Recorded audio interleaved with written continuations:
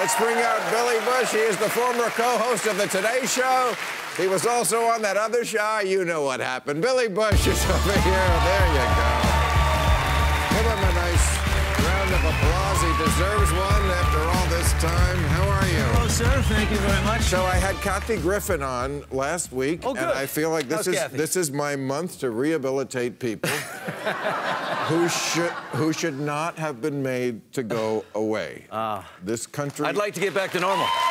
Exactly. Yeah. As we know, you were, you know, the guy in the bus with the president when he said those nasty things about grabbing pussy. First, let's just ask how you would have handled it differently now that you can look back.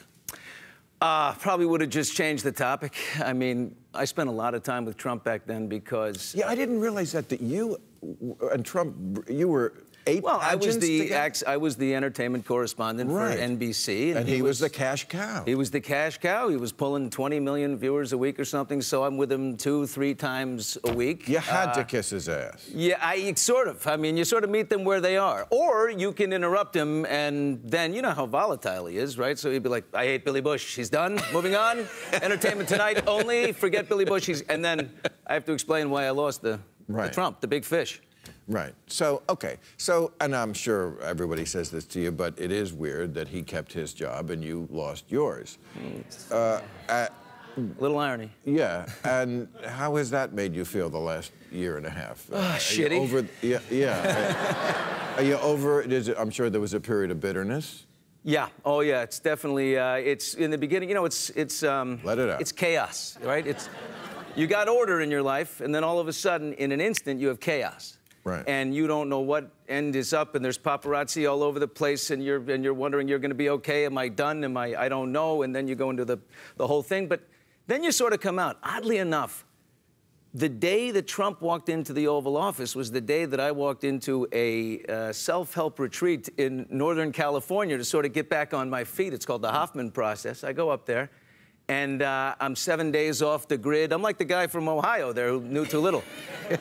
You know, no phones, no nothing. Wow. And that was the beginning of just getting over it. Look, I mean, things happen to people. All in all, my life is pretty good. I got great kids. I got a great family. Yeah, and life is random. Bad things happen to good people. Good things happen to bad people. Yeah, that's why people like me are atheists. How about you? Did it make you lose your faith? Bill, I thought you'd like this. I'm donating the $850 I get to appear here to the church in Los Angeles. Just because I thought you'd... I am. Okay. But no, look, I won't try to convert external events you can't control, right? I did a whole bunch of self-help work. You can't control what happens. You can only control how you react to it, how you handle it. And it took me a while, but then I said, wait a minute, hold on. Things are pretty good. Get back on your feet. And I took my daughter to Japan, and she's 13 years old, obsessed with Japanese culture. We went there for 10 days. I got a trip planned with my middle daughter. I'm doing a little time, you know, things like that. That it's just. You ever wonder what happens to you if, like, everything went away? The big career, the big show, HBO, the whole thing. What does it happen? Oh, it's flashed before my eyes many times. Right when I said it. Right when I said it. Only on a weekly basis.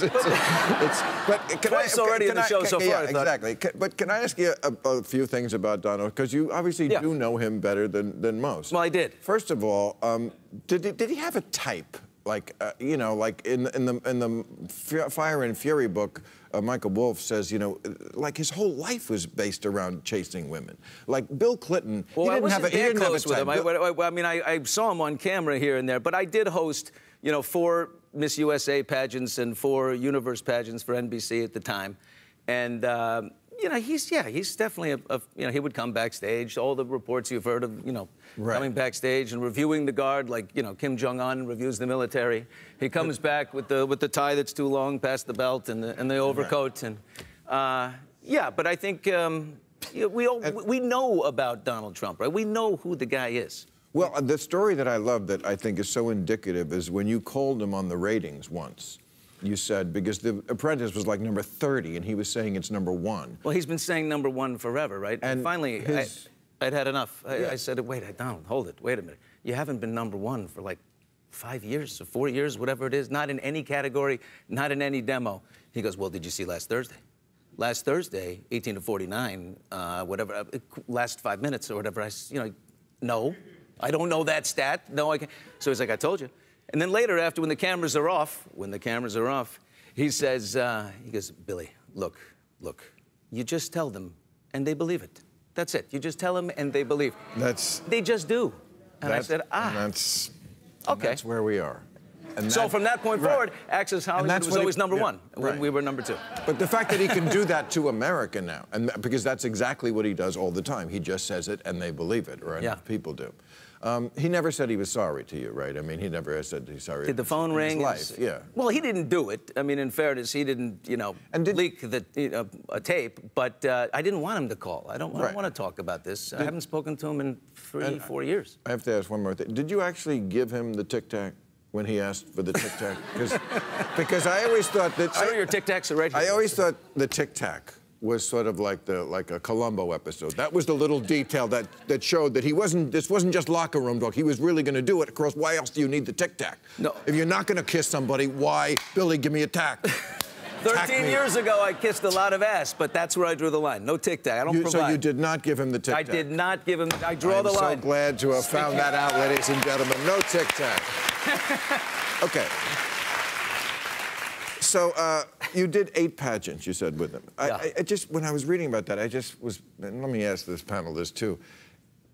The idea of pageants, it just seems in 2018 like something where, like, are we still doing that? It just seems very anachronistic at this moment that, hey, come on out in a bikini and answer a question about Syria. Are pageants still going on right now? Yeah, I'm sure there are. I think so, yeah. I walked away after, I sort of had the same feeling, like, I don't think I can do any more here. I don't want to insult women who are legitimately trying to do pageants to get scholarship money.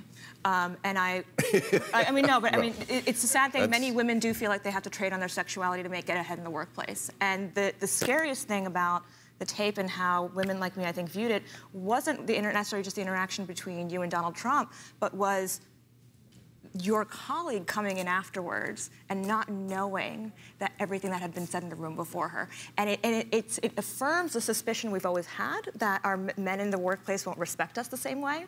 And I think the easiest, honestly, solution to that is for when people are in a room where everybody looks like you, and somebody says something racist or sexist, to have that social courage to say that's not okay, right? And I'm calling it social courage. I'm calling it social courage for a reason, because that is more difficult than joining a rally of 20,000 people who think exactly like you. There you go. Right? And because those are the rooms where that change really needs to happen, and that's something that every man can do on behalf of your daughters, your mothers, your friends, and your sisters. But I agree with that. Thank you. I have 3 daughters, and 13, 17, and 19. Them. Yeah, I have 3 daughters, and it hit home when you realize, well, she's going to be in the workforce someday. She's going to be going. If she walks out of a room and someone is talking about her behind her back, that'll upset me. There's a great